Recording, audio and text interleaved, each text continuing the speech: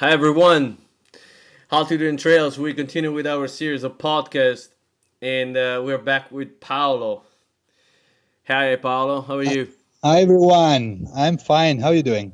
It's been a long time. I mean, we had two Oof, podcasts quite a with bit, Tommaso, so you got time to quite a bit. relax a little bit and prepare And some to good get it stuff for started us. also because I watched the podcast and was pretty interesting for me. Yeah.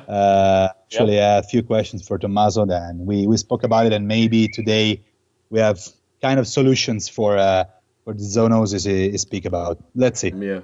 It's not that easy, but I start to see answers that there are some saying really I wear gloves, some I'm not wearing, but it just gives some information, and then I'm not expecting that everyone to put gloves. I'm the first one that doesn't put gloves in so many situations because I like to go back to primal listing, but I have to say that I got scolded by the team because Giorgio wear gloves every time.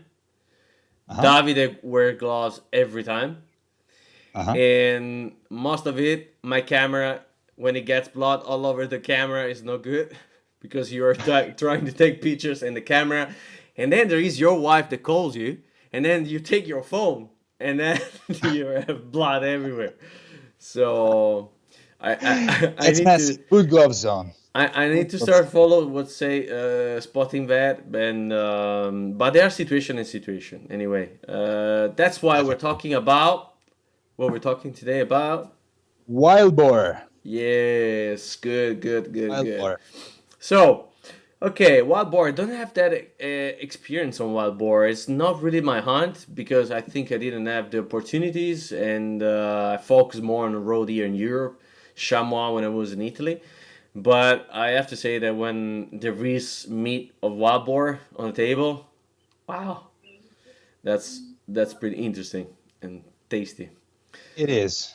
It is definitely. So, what do you think about There's wild boar meat? sorry What do you think about about wild boar about wild meat? about wild boar. First thing, as the spotting vet Tommaso was saying, the most important thing, if you can, it's do the exam for the trichinosis. That is the first split how to treat the animal. If you can do the exam, you can treat the wild boar such as a pig because it's dead. It's just a wild pig. If you cannot, of course, there is few things you cannot do. You of course cannot cook it with the pink color inside. Let's say medium well. You cannot. You have to go and overcook it like with stews, with ragu and so on. Instead, if you're sure and there is no trichinosis, there is a lot of cuts as the normal pig that you can that you can cook even medium rare, like the fillets. If you're sure, you can go medium rare. They're really good. Anyway, my suggestion is to frozen it, to blast chill it, and then cook it.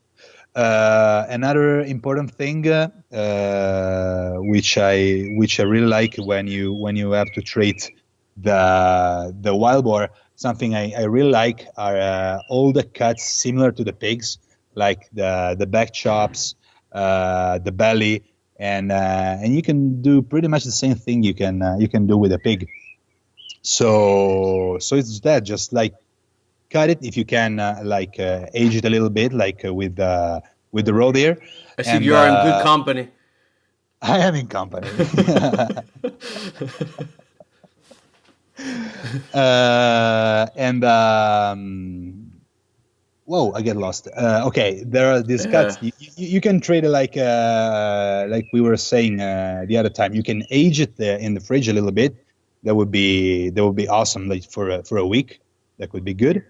And then your exam is coming, and you're sure with your meat, and you can just make it away. Like yeah. I think I show you a few pictures about wild boar chops, and they pretty much the same as the one you got with a pig. Then there is plenty of things you can do. Normally, what I don't like is that it's even worse.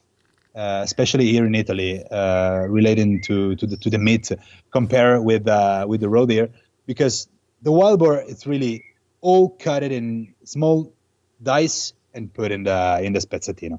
Uh, the pity is that there's plenty of cuts they throw away, and one thing that I really like, it's the head. If it's clean, if it's not been shot in the head, there's plenty of things you can do with the head. We In were talking terms about it of maybe a few. muscle or brain or I don't use the brain. I use okay. all the muscles and all the tissues, the little cartilagens and so on. You have into the head, the tongue, the ear. If you can clean it a little bit with the knife and with the fire. So what I normally do is just like take the head, clean it really well, wash it Yep. under water, take the skin off.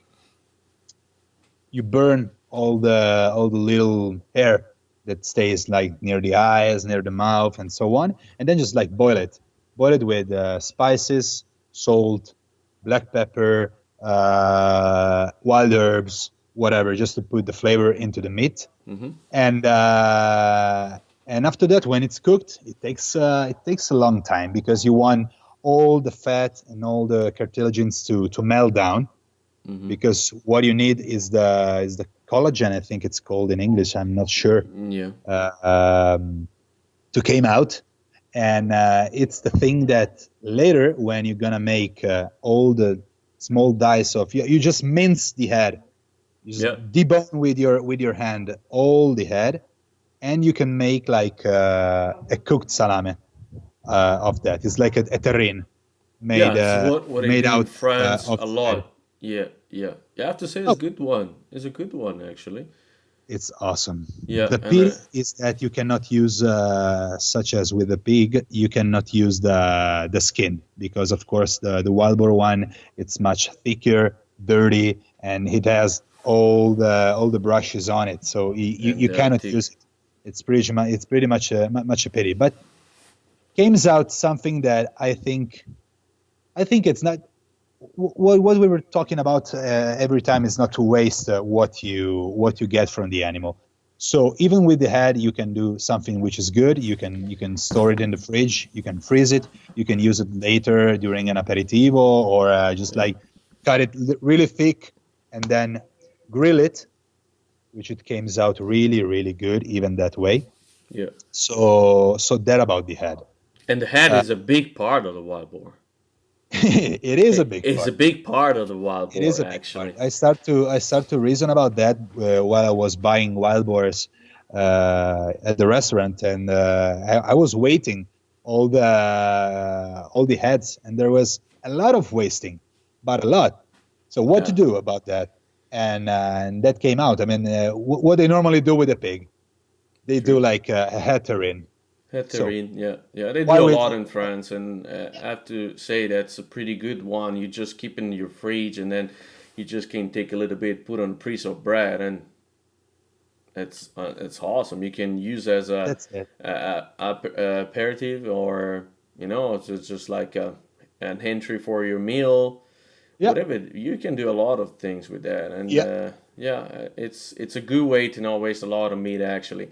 So a question for you, it's about, do you have a range of weight that it's better to stay in for cooking, or just like when you go on really big ones, it starts to be more difficult cooking, or it's just the same?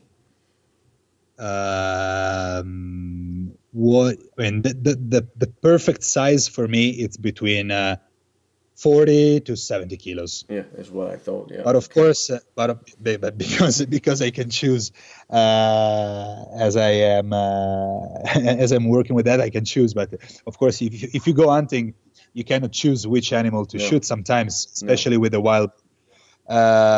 So yeah, pretty much what I like is that size, but it's pretty much the same with other wild boars. Of course, if it's a male and it's old and it's big, it has to be treated a little differently, especially from the beginning when it's hunted. You have to do all the same things we were saying with all the other animals. So just like gut it really well, clean it, Yeah. and then as soon as you can, put it in the fridge. Someone says, no, you have to cut the testicles. Someone else said, no, you have to take off all the small glands it has inside. Of course, the testicle, you cut it, but the thing is not just like to shoot it and then leave it like there. Someone does it here in Italy. It's such a pity. But like, of course, as all the animals, let's like clean it, gut it, the fast you can, and then store it in the fridge Same protocol. or in a cold place. Yeah. Yeah, it's the same Then protocol. yeah. Okay. Then the best cuts for me that comes out normally from a wild boar. Of course, we're talking about one which has been through the exam and it's okay with the trichinosis. Are as I was saying, the chops, and the other best part for me is the shoulder. Okay. So What I don't that really was the understand. next. That was the next question actually.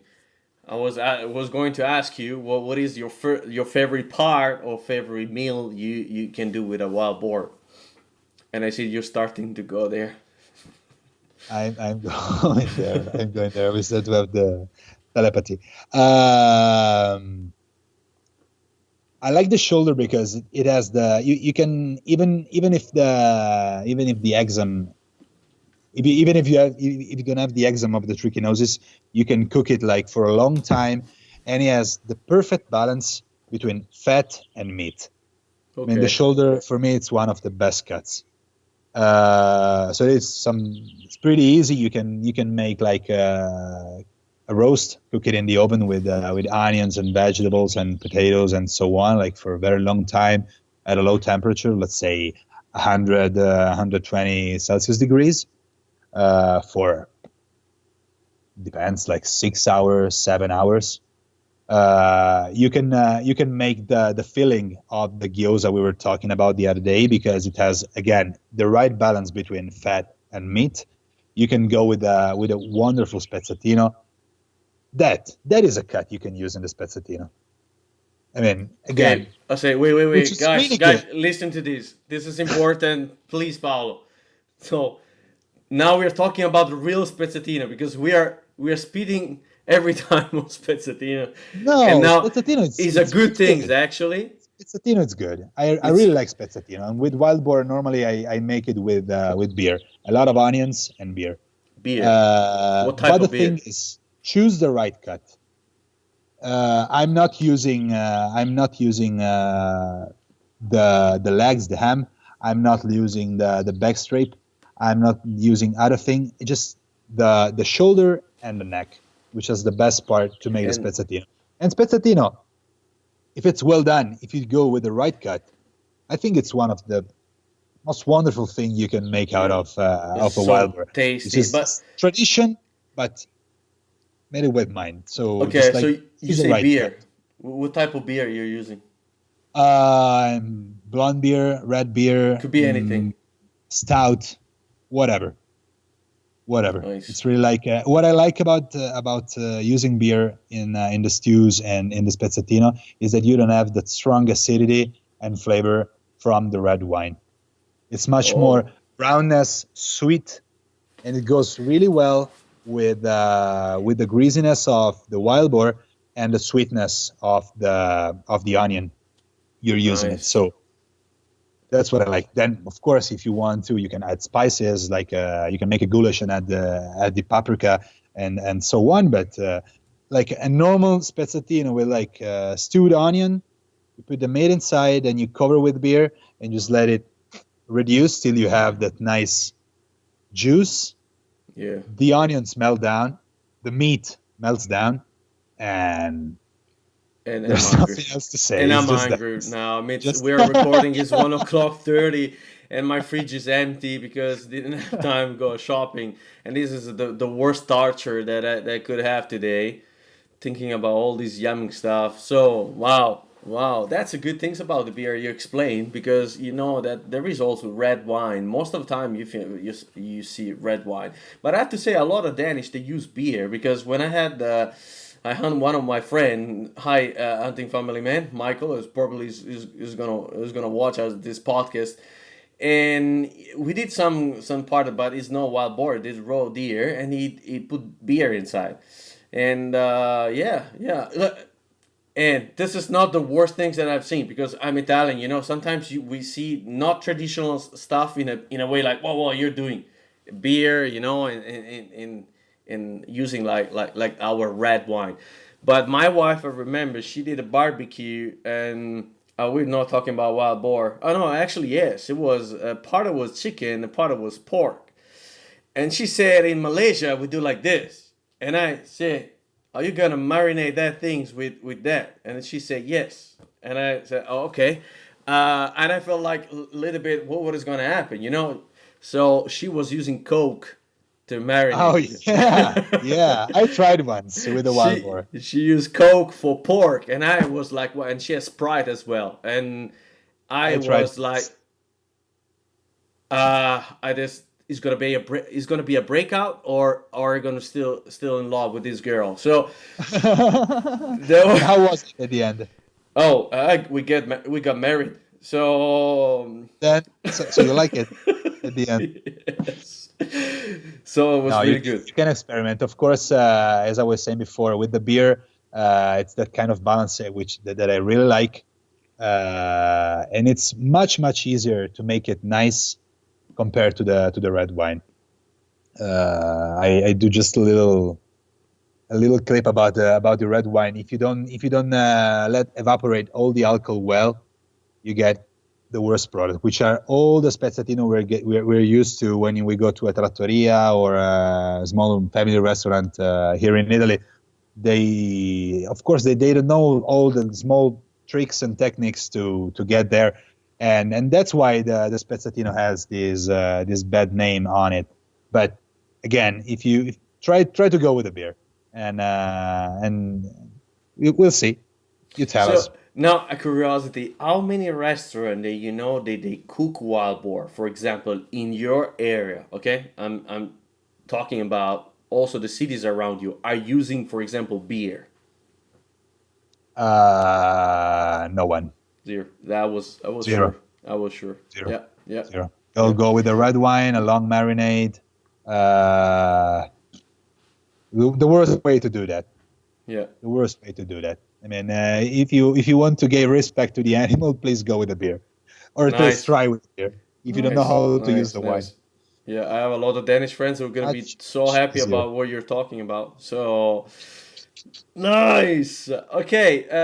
Just a little, really quick things, guys. This is a sad things, because we're supposed to have this podcast in the kitchen, and Paolo was going to show us a little bit about those kind of legendary gyoza that I still feel here. From the first day that we were talking on WhatsApp about this gyoza, I think that I'm gonna kidnap you one of these days when the lockdown is completely finished. I lock you in my kitchen, and you're gonna make like 1,000 gyoza for all the neighborhood here. So We got a deal. We got a deal. we got a deal, because we have to put this on video, guys. With this podcast is just like appetite, you know. We just have to work on the videos really soon about the skills of this man. But okay, the gyoza. It's just really quick. Just really quick. It says what it is. When did you start to do that kind of dish, and why wild boar inside? Okay, so the first thing first, why wild boar? Because I was into Asian kitchen, uh, and they use pretty much pork. So I said, okay, what I like, it's the Asian cuisine, the the wild game meat. So what I can do, just melt it together, and that's what came out. First thing I tried with cooked wild boar. I made it with a cooked belly, but I wasn't that satisfied. I mean, they were good, but Okay. And then I just saw a few videos of these old Chinese woman really super fast with her fingers closing this dumpling, and I saw she were putting it the raw meat that was cooking later with the steam.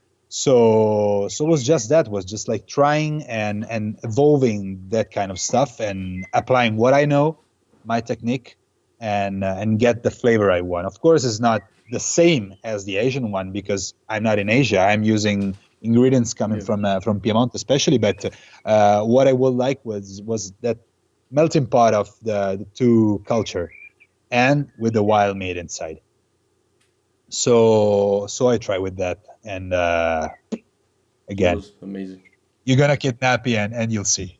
Oh, I have to say that when I'm in Asia, I mean, I spend a lot of time in Southeast Asia because, my wife, she's from Borneo.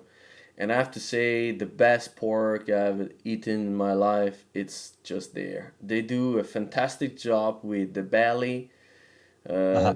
different cuts, and wow. I think when I'm on the airplane, is the first things I'm thinking is that, well, one, I'm gonna have one of those pork dishes as soon as I get there. It's fantastic. And my mother-in-law, it's yeah, you say that, suocha, you say that, it's his mother-in-law, Suoshara, his mother-in-law, right? mother-in-law. And she's hearing me now. She's gonna be crazy. Anyway, and she does a fantastic pork belly, man. It's so good that it's the flavor is delicate and the meat texture it's soft. And there is that fat, that layer of fat actually that makes improve the way how it tasted. Yeah, that's amazing. And it's as you said, Even with the wild boar, you can go with that. I mean, it's the same. Of course, you don't have the crunchy skin on top of it, but yeah, if you can manage to roast it well, you can get a little bit of crunchiness from the meat and the grease, yeah, and probably from the under skin. There is a little layer, yeah, probably. yeah, Yeah. yeah, yeah. Okay. You have to skin it really well. Keep the most fat you can, and pretty much is the same. The only cut that I don't really I don't really understand why wild boar has that, but of course when I buy the wild boar I have to use it are the legs, the hams, Mm-hmm. because the muscles are really big. There's not that fat as in the domestic pig, so it was a kind of a challenge. And well, the first solution was to make a ragu, but I wasn't that satisfied because it was pretty much something easy, something I'm not saying boring, but something you can expect from that kind of cut. And last thing I try, and I was pretty happy about that, was like season it like with salt, with garlic, with herbs, and so on. The whole ham. If you know how to do it, it's not that easy, but if you know how to do it, you can even debone it with I mean, keeping it like close, taking just like take the bone out Bone out, from yeah. from the Bone off, center. yeah. Uh, then season it wild herbs, pepper, and so on, and just like cook it in the oven like a roast. Again, as the shoulder I was saying before, from 4 to 6 hour, between 100 Celsius degrees. Then at the end you just give a little quick kick of hot on the oven, let's say 220, to get the little crust, and you let it cool down. And once it's cooled down, you just have a nice wild boar ham, a cooked ham. You can slice it if you have a slicing machine, that would be That's good. But perfect, if you yeah. don't, you just use your knife and you try to improve your skills cutting hams. Yeah. And that was at the end the best thing I can did with the wild boar, with the wild boar leg. Okay. So again, Nice. instead of making salami, so something which is at the end it's raw. It's just like marinated with salt and peppers and aged, but it's raw and could be dangerous. Go with the ham. Yeah. So cook the leg and go with the ham. And you have the same kind of charcuterie, but of course it's more safer. It's something newer you can try and you And can it's yummy. experiment. It's just that. And it's yummy. At the end of it, we are talking about how to get yummy things from the wild game and not wasted it. So and I like the fact that you actually treating this meat a little bit different from the deer you were talking before, like the raw deer. Wow, it's important to know eat rare raw meat on a wild boar, or just you can go ahead with that as soon as you know that is free from trichinosis, trichinella. Okay, so pretty good, pretty good. I think we didn't talk about salami and stuff. It is just so everyone talk about that on No, a wild that's boar just a quick parenthesis. I tried once in my life a good wild boar salami. One. That's not that So much. if you can use the meat in another way, try Oh, to give good. This a was the different message of respect this to the meat. podcast. The message of the podcast again. Don't go with the salami, please. There is a lot of Please. stuff that you can do with the meat, and please don't go with the salami. What he says, Paolo. And you're gonna receive so many comments now after this podcast about the salami. I hope so. Salami I hope so. Association. We're gonna attack us. Man, most of the time actually it's mixed with pork anyway, and it's not really pure 100%. But we want to talk about meat. Okay, so thank you so much, Paolo. That was Thank you again. a It's good always return. We hope to put one of these days the camera in the kitchen, and so we can see something really, we need the eyes, to focus on something real. Definitely. I hope the connection here in the mountains help a little bit. Yeah, that was good today, but we have to move to the kitchen one of these days. So, everyone that is listening to our podcast, please comment below. We want to know about your opinions, okay? We're going to share what we think. It has to be an interaction. No one is forcing you guys to follow 100% what we say, but we want to just interact and share a little bit of experience that we have during this kind of hunting life, okay? So subscribe if you don't have better stuff to do. And we subscribe anyway. Subscribe anyway. So that's the thing, and I hope we're gonna have a different platform than YouTube soon.